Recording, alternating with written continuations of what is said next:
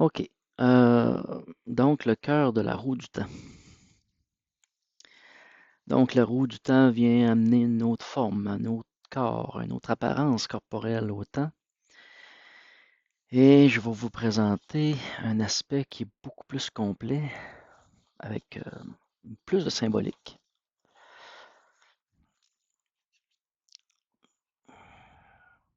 Alors, on voit au centre ce que je vais appeler la roue du temps, mais là, elle est présentée avec un centre comme un centre d'âge.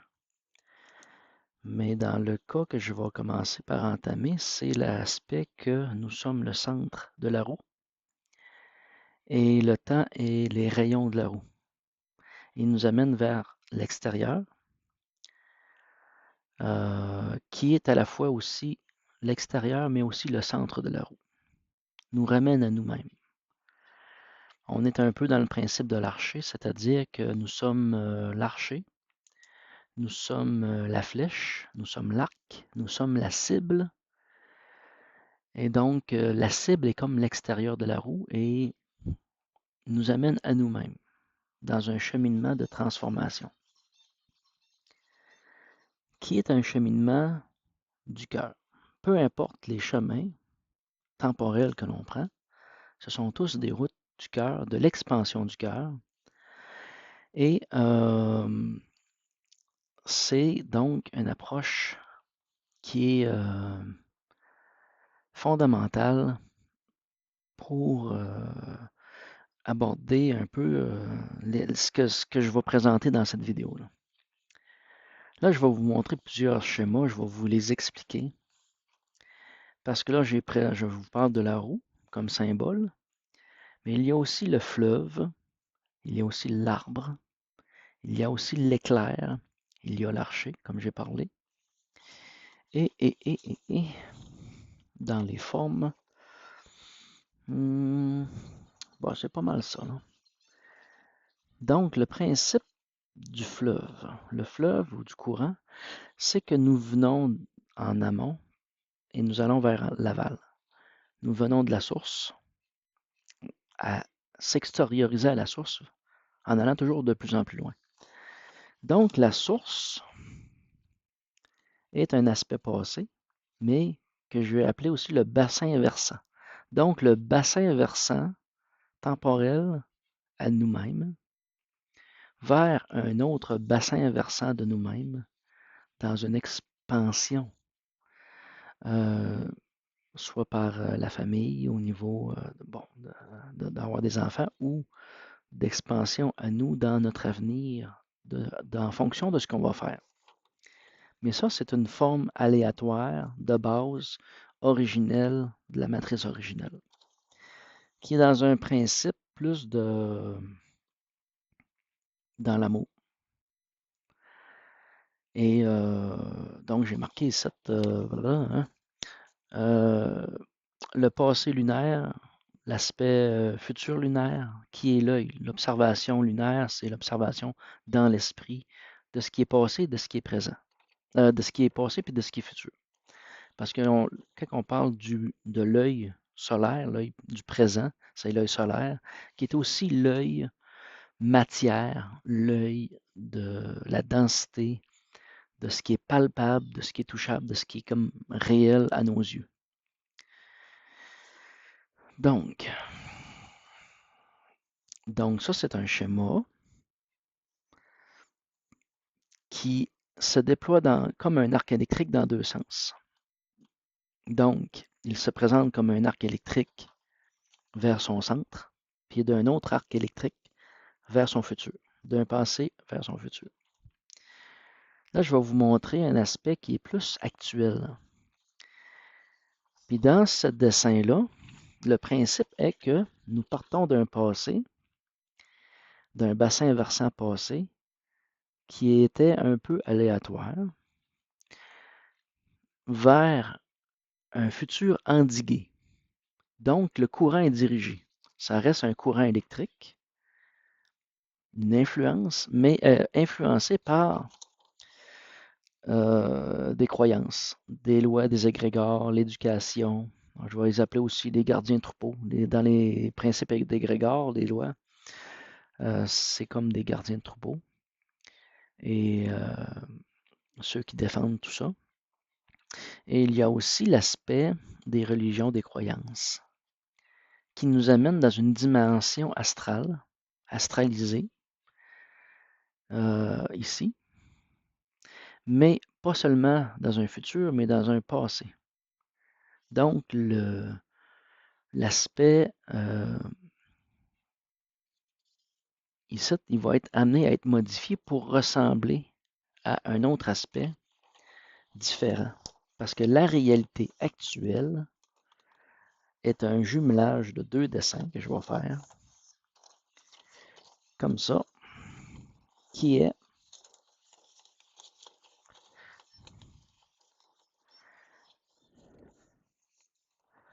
un passé endigué, déjà contrôlé, dirigé, comme une histoire inventée, et qui a été déjà contrôlé, et plus un avenir endigué, qui va être la matrice artificielle. C'est une présentation comme un autre. Puis, je vais prendre le temps de vous présenter tantôt les dessins fixement pour que vous puissiez voir un peu lire ce qui est écrit dessus. Donc, le futur, ce qu'on va appeler le courant endigué, est un peu comme un banzai. Le banzai, lui, on le prend par la force avec des matériaux, du métal, puis on va lui donner une forme, puis on va lui faire prendre sa forme. Puis au fur et à mesure qu'il va avoir pris sa forme, dans le temps, on va l'avoir comme forgé, une fusion à froid, pour arriver à le modifier, puis à le faire prendre une position, puis le fixer dans sa position-là. Fait que la société actuelle est dans ce principe-là. Et il existe une autre forme que je n'ai pas présentée encore complètement. C'est un futur dirigé, mais d'une autre façon. C'est que on passe d'un bassin versant qui a été endigué, qui est comme un courant dirigé, vers une projection dirigée mais volontaire des individus. Par chaque individu, les individus sont libres et ils rentrent dans l'aspect de la flèche de l'archer. Il est ce que nous sommes appelés à devenir dans un temps futur, qui est en même temps une forme de bassin versant, un bassin versant, mais avec une préforme que j'ai faite en pointe de flèche. Puis finalement, c'est avéré à ressembler à un sapin de Noël, mais inversé. C'est ça que ça donne. Je vais reculer un petit peu là. Donc, un passé endigué, contrôlé, avec des passés, des mémoires contrôlées en partie aussi. Et là, on vient faire un changement dans une forme de direction. Puis ça, j'ai fait des espèces de points centrales qui sont des aspirations d'un plan, je dirais d'un plan futur, mais en vérité, c'est pas notre plan, c'est pas le choix de notre plan. C'est le plan de perfection ou d'unité sociale. C'est l'unité humaine, c'est l'union des cœurs, l'union par le cœur de la société pour être dans la direction du cœur. Fait que j'aurais pu faire finalement l'espèce de flèche de Cupidon, là, parce que je l'avais marqué ici. Cupidon, émotion avec psyché, intellect, blablabla. Mais ça reste que, bon, ici, je l'ai marqué en flèche blanche. Bon, une direction dirigée en pensée, en conscience. Tandis que, actuellement, on est dans une flèche noire qui est une forme de direction contrôler de la société, le banzai. Donc, l'aspect du temps ressemble à un arbre avec ses racines aussi. T'sais. Ce qui est comme l'arbre-monde. Je pense l'avoir dit tantôt, mais je vais prendre le temps de le montrer. Là. Donc, l'aspect de l'arbre-monde est un aspect de ce que devrait être la matrice originale. Ici, nous avons notre centre, notre cœur, ce qui devrait être ma roue, mais là, je vais la dessiner avec ces rayons qu'on met au nombre de 8. Il n'est pas super centré, mais c'est pas grave. C'est un peu le principe, là. Comme ça. Donc, la roue du temps est un aspect. Par contre, le cœur, lui, le cœur reste semblable. Le cœur, c'est le point de synthèse. J'ai déjà fait une vidéo sur le point de synthèse qui est dans le même principe. Ce qu'on pourrait aussi la Merkaba. Cette sphère-là, cette roue du temps-là, est aussi la Merkaba, notre potentiel d'être dans une dynamique intemporelle et temporelle. Parce que quand on parle de temporalité, on parle de domestication. La domestication temporelle, le banzai, il est là. Donc, la domestication temporelle ne se fait pas qu'à l'éducation humaine, mais elle se fait facilement avec l'éducation animale aussi. Parce que, étrangement, à ce que les gens pourraient penser, c'est que les animaux comprennent le principe temporel de l'homme quand on les instruit.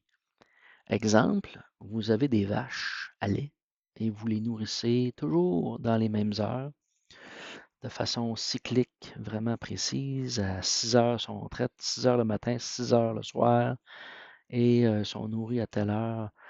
On va les envoyer au champ à telle heure, puis on les ramène à telle heure. Puis ça, ils savent d'une précision hallucinante à partir du moment que, quand j'étais jeune, chez mes oncles, on allait pour chercher les vaches, mais même ailleurs, bon, ils savaient exactement, puis ils étaient déjà en route. Nous autres, on arrivait, on se présentait pour aller chercher les vaches, puis eux autres étaient déjà en chemin, en train de s'en revenir, parce qu'ils savaient qu'à telle heure, ils étaient à l'étable, puis ils mangeaient, c'était la traite. Donc, la temporalité est une domestication sociale. Et j'ai déjà parlé dans d'autres vidéos de l'aspect temporel, naturel, qui est un soleil qui bascule, ou une planète qui bascule dans un temps solaire, qui donne la forme d'un œuf en été, un œuf en hiver, qui ont deux aspects différents, qui nous amènent dans des dynamiques différentes, dans des cycles, vraiment. Ça a vraiment créé des cycles. Ça a amené une force à la vie, en diversité, puis en différentes façons, de façon temporelle. Donc, il y a un aspect temporel important à la création. Puis si je reviens dans le principe de création, comme j'expliquais en vidéo d'avant, c'était dans l'esprit, on conçoit les choses, puis on établit des façons de structurer les choses, puis d'avancer, puis de faire les choses. Il y a comme une perfection à l'action, mais il y a une perfection de la pensée de l'action au départ, avant même de faire l'action. Il y a comme une perfection à établir avant même de poser le geste. Dans cette perfection-là, dans ce principe-là, on nous ramène au cinquième élément. Au cinquième élément qui est sa puissance créatrice. Le cinquième élément est au centre de cette roue. Et il est dans une puissance créatrice par cette domestication-là, cette information-là, l'amène à être créateur. Et celui qui n'est pas conscient des aspects que j'ai élaborés, cet éventail-là que j'ai élaboré dans la vidéo précédente, autant,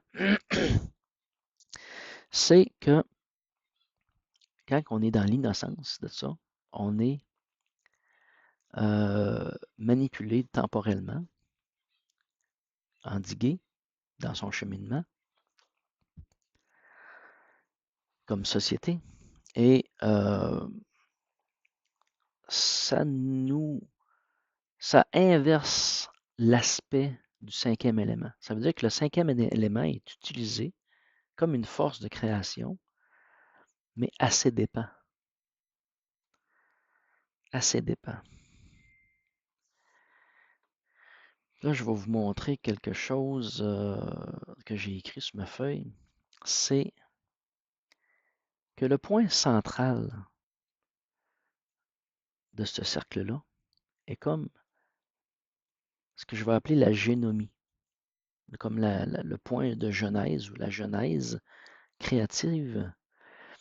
Et il y a un aspect inversé qui est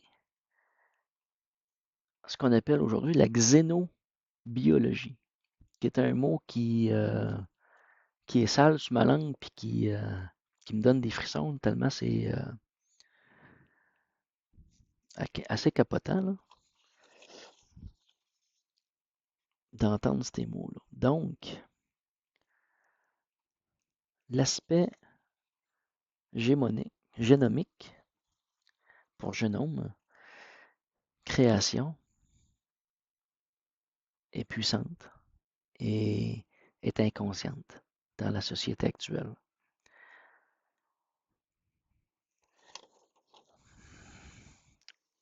Ça m'amène à penser à aller vers une vidéo que j'ai écoutée de Guillaume Kezak, qui est une vidéo de confiance en soi et de sérénité, qui est un exercice de méditation que je conseille à tout le monde d'aller voir, de faire.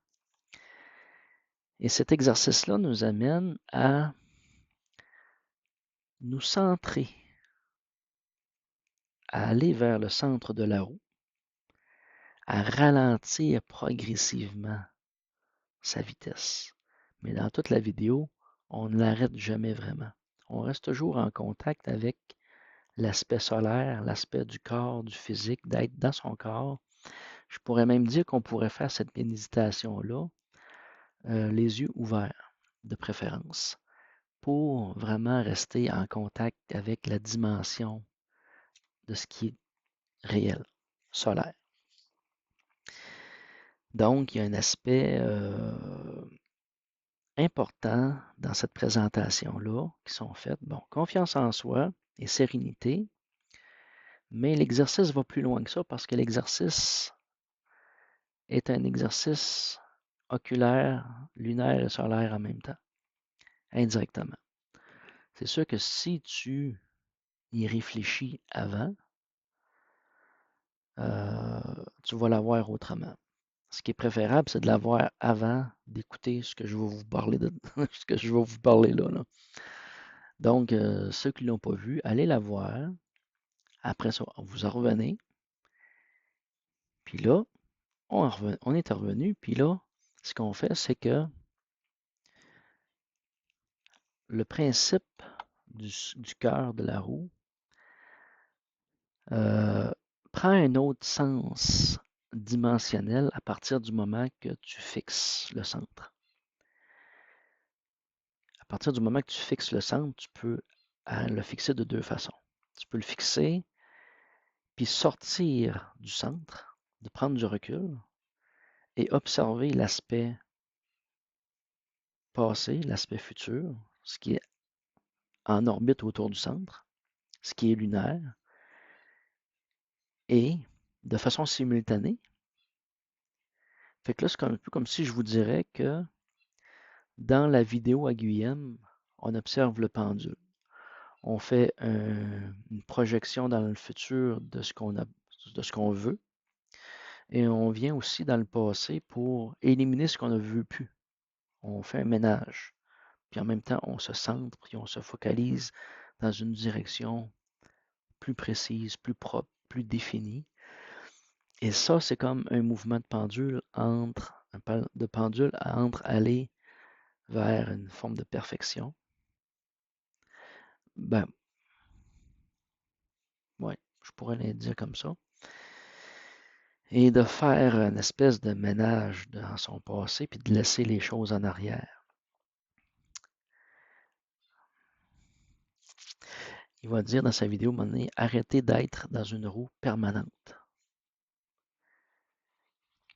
Ce qui nous amène à sortir du pendule. Le pendule, à un moment donné, tu le vois, il ralentit. Là, on va l'arrêter, puis on va la regarder d'une autre façon. On va la regarder dans sa globalité. Dans l'exercice à Guillaume, on ne fait pas cet exercice-là, mais dans ce que je vous dis là présentement, on arrête le pendule, on la regarde dans sa globalité, puis là, on rentre dans la compréhension de l'équilibre entre l'œil lunaire, l'œil solaire, puis d'avoir les deux visions en simultané, d'avoir les deux visions en même temps, d'être ouvert au monde spirituel lunaire et à être ouvert à la dimension physique. Fait que c'est un peu comme si je te dirais que quand je regarde un arbre, je vois son être physique et j'ai accès à son être ou à son âme, quelque part, puis tu rentres en communication. Tu vois ou tu ressens, puis tu rentres en communication avec un être vivant. Et ça, à travers toute chose qui t'entoure, qui amène une autre dimension. Donc, c'est vraiment, euh, il y a, je vais vous emmener un petit peu plus loin dans l'aspect d'arrêter le centre. C'est de sortir, de rentrer en méditation, de sortir de la programmation ou de la domestication temporelle pour aller dans un non-temps, dans, un, dans quelque chose qui est intemporel et qui est créateur et qui est aussi, comment je peux dire ça,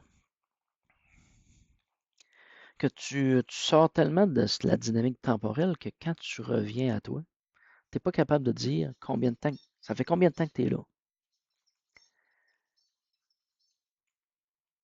Ça a duré combien de temps. Fait que tu as comme une perte de conscience temporelle. Mais ça, c'est pas seulement dans un temps ralenti, mais ça peut être aussi dans un temps accéléré. Il y a deux personnes qui me disaient, nous sommes partis en voiture d'une telle place, nous sommes arrivés à l'autre place, puis physiquement, c'est impossible dans le temps de faire un voyage si court. Puis moi, je l'ai vécu aussi personnellement. Je suis parti d'un endroit à un autre, puis j'avais comme une demi-heure de moins. Puis pourtant, j'ai toujours été à la même vitesse. Puis la personne, elle me dit exactement la même affaire.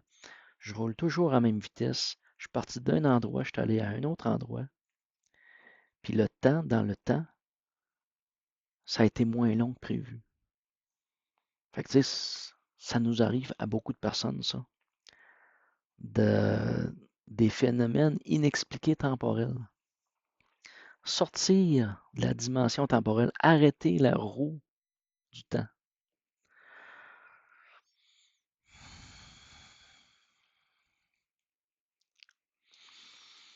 Donc, là, on est au cœur de la roue, arrêtez ça. J'ai parlé du cinquième élément.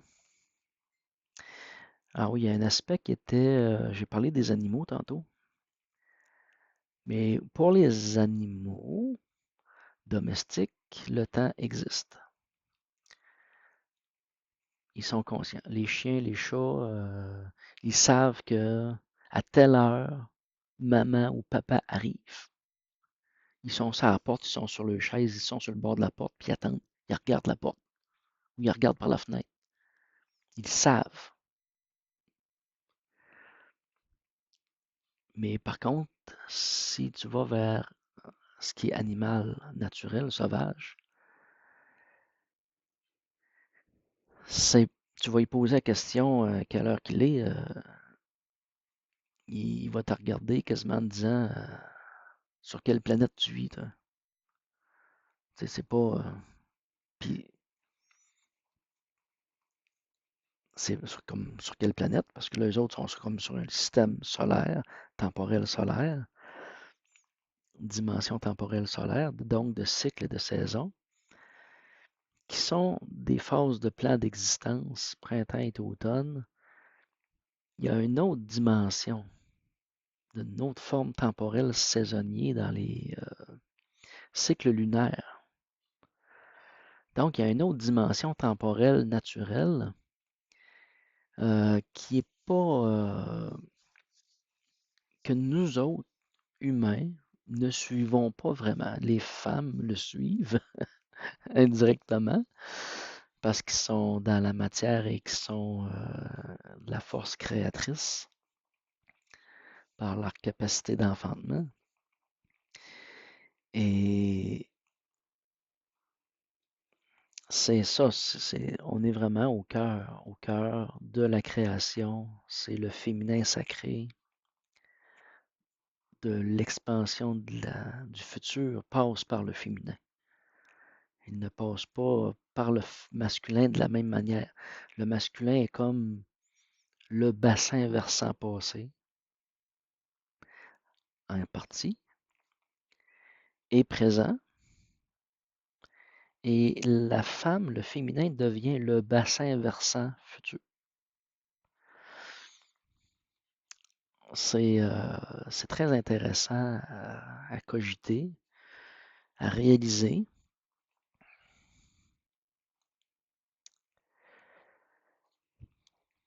Bon, là, je vais aller vers quelque chose d'autre qui est un peu particulier.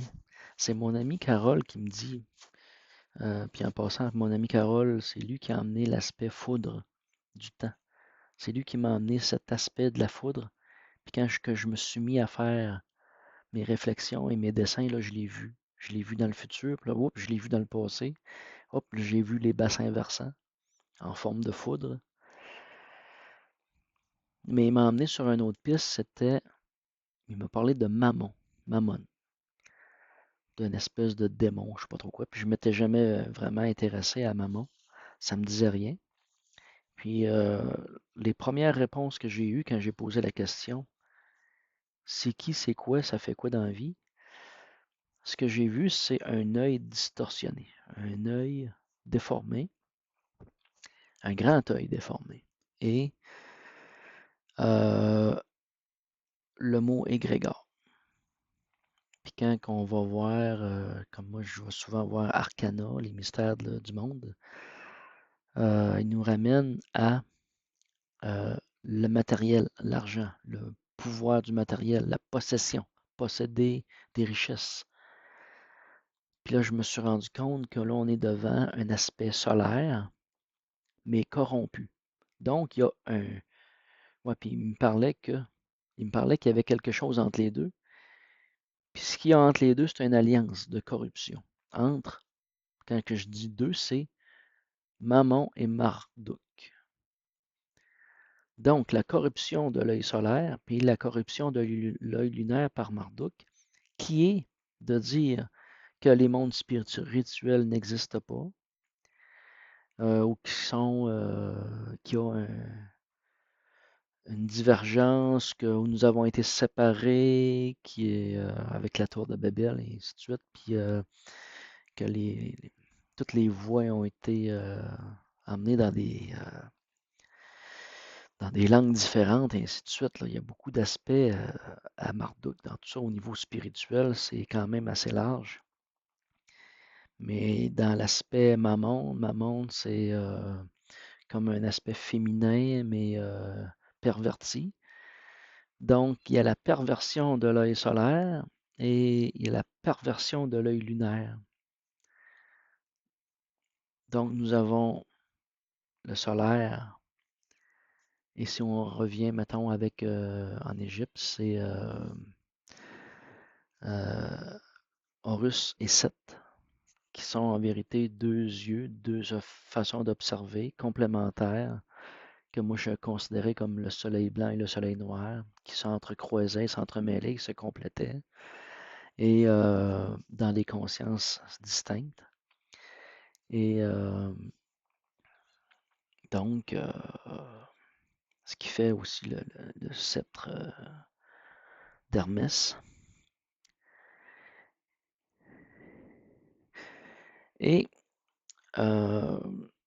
donc, tu as l'aspect 7, tu as l'aspect d'Horus, puis tu as la déformation. On est avec Mammon, avec le carré, on est avec Marduk ou 7 avec le cercle, qui sont deux compléments géométriques qui viennent compléter l'aspect dimensionnel. Un aspect dimensionnel, un complément. Et donc, le solaire est corrompu. Dans notre société, nous allons prêter une valeur aux choses. Nous allons regarder le potentiel de valeur, soit énergétique, soit argent. Je regarde cet arbre-là, puis je vois le nombre de 2 par 4 qui va me sortir, puis l'argent qu'il va me donner, au lieu de regarder l'être vivant qui est derrière. Donc ça, c'est une corruption solaire. Et l'autre corruption lunaire, c'est que de dire, il n'y a pas d'âme dans cet objet-là. Il n'y a pas d'âme dans cet arbre-là. Il n'y a pas d'esprit, il n'y a pas de conscience. Mais pourtant, il y a une conscience dans toute chose. Et c'est là le mensonge puis le détachement. Au même titre que de dire que nous sommes sortis du jardin alors que nous ne sommes jamais sortis, que nous sommes toujours dans le jardin. C'est le grand fruit somatique, somatique pour sommeil, que nous sommes au jardin. Nous sommes le centre de la roue, nous sommes la source, nous sommes le cinquième élément, le potentiel de création, et que les individus qui ne sont pas au jardin, au centre, vont acheter les informations, vont payer ceux qui vont au jardin pour avoir de l'information. Comme là, présentement, je suis en train de sortir du jardin des informations qui potentiellement peuvent être utilisées pour créer ou diriger une société. Deux choses complètement différentes. Puis là, je vous amène dans l'aspect qui est plus un aspect du prophète, de la prophétie, parce qu'à partir du moment qu'on comprend qu'on est au jardin, qu'on cueille les fruits, qu'on récolte le lait céleste, on amène une nourriture et ça nous instruit. C'est une lumière. Donc, l'aspect lunaire est le reflet solaire. Donc, on est toujours dans l'aspect le soleil réfléchi.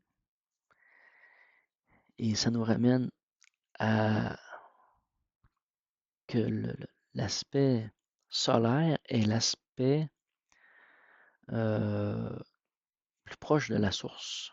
Et tout ce qui est émanant autour, qui vient autour, est comme des aspects, des enfants solaires. Mais j'ai entendu dire aussi qu'il y avait potentiellement que tout venait du centre ou de la Terre elle-même. Mais ça, j'ai un doute, là. Il y a une ambiguïté là-dessus, là. Donc, je vais vous prendre le temps de vous représenter les dessins. Puis, vous préserez sur pause pour voir un peu ce que j'ai un peu écrit là-dessus. Donc, le premier dessin avec différents aspects, qui serait plus une matrice originelle, temporelle, d'un aspect qui est,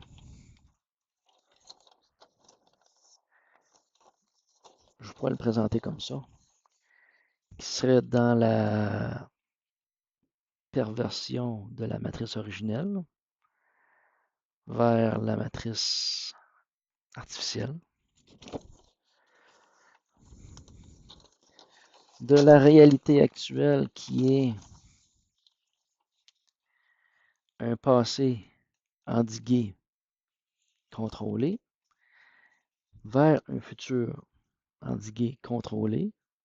Donc, on est comme dirigé dans le temps avec des balises et un passé aussi qu'on a balisé,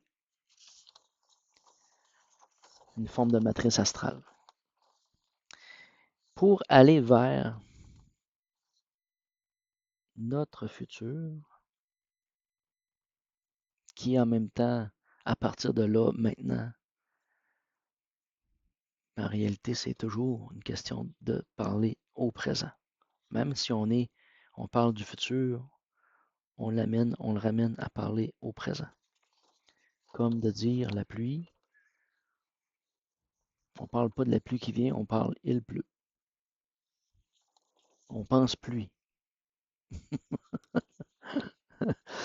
Donc, c'est un aspect qui est plus dans une direction distincte, déterminée, mais dans le cœur, dans une union du cœur. Puis en passant, j'ai écouté quelque chose d'intéressant. C'est qu'un arbre croît et il croît toujours par son sommet, sa tête, son centre. Mais le cèdre a une particularité qui fait pratiquement presque tout le temps, pour beaucoup d'arbres en tout cas de cèdre, le cèdre va monter en spirale. Il va monter en tournant sur lui-même, comme ça. Puis toute sa croissance se fait en spirale. C'est assez rare que le cèdre va monter tout droit. Je vous dirais que c'est plus quasiment 75% du temps, le cèdre monte en tournant. Et c'est la forme de croissance qui se rapproche de la perfection dans la forme énergétique.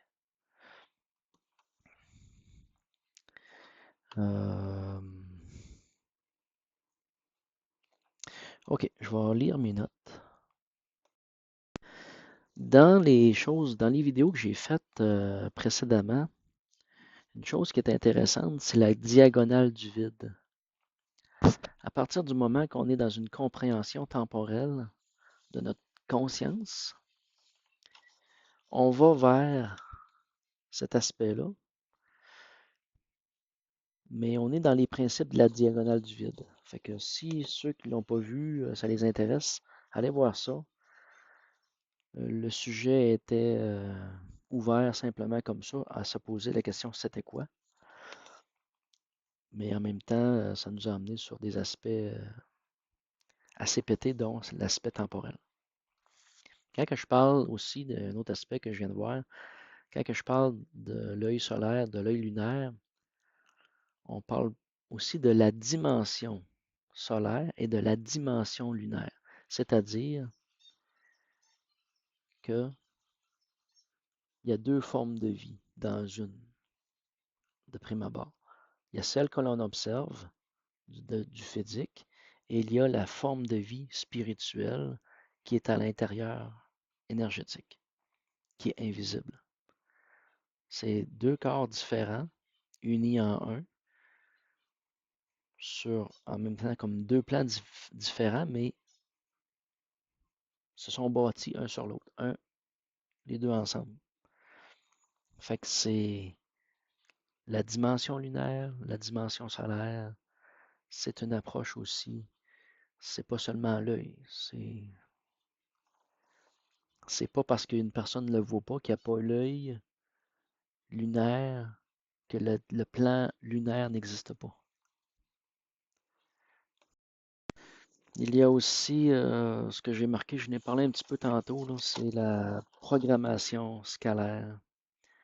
C'était des choses que j'avais vues avant, là, peut-être 2 ans, dans l'aspect de cette direction-là temporelle, que la société était dirigée dans son avenir vers la consommation, comme une ressource potentielle à la fois de créer, mais en même temps d'acheter, de consommer. Nous sommes des machines à consommer. C'est comme une espèce de forme de moteur que certains de la société utilisent pour jouer, pour créer, pour aller plus loin, pour faire de la manipulation génétique, et ainsi de suite. Aller dans l'espace, aller sur Mars, faire toutes sortes de choses qui, de prime abord, ne guérit personne.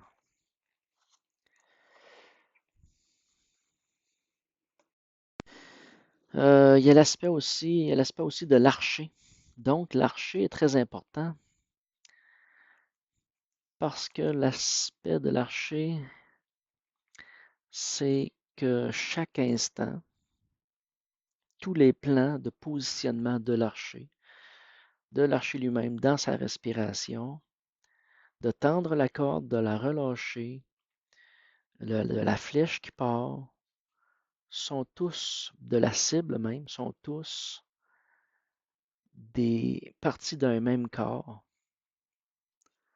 C'est comme une dynamique énergétique, une forme de programmation, qu'on pourrait dire, d'action. Donc, à tous les instants, chaque forme existe. L'archer, la flèche, la cible, l'aspect temporel dans ça, de la flèche qui est comme dans une homéostasie dans l'espace, il est en suspension dans une force de déplacement. Parce que si tu regardes un objet à grande vitesse, mais dans un temps tellement plus rapide que l'objet se fixe, l'objet reste comme suspendu dans les airs, dans la vision. C'est un peu comme si je vous parlais de la roue de la voiture tantôt.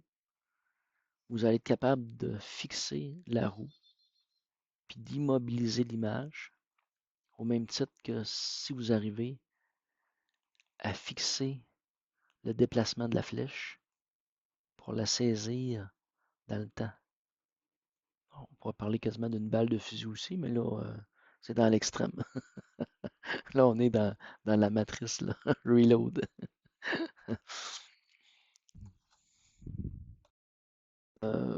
Donc, pour conclure, une image que j'aimerais revenir, c'est de l'aspect de l'arbre-monde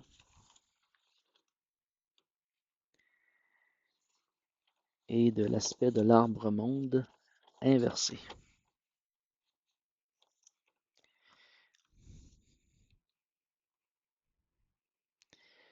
comme ça.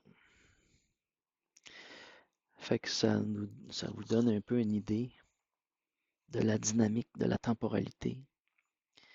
Comme là, l'arbre-monde inversé, c'est dans la dynamique de l'exosquelette qui est sur notre corps humain et qui nous manipule temporellement. C'est un exosquelette temporel qui manipule notre temporalité. Ah oui, je viens de...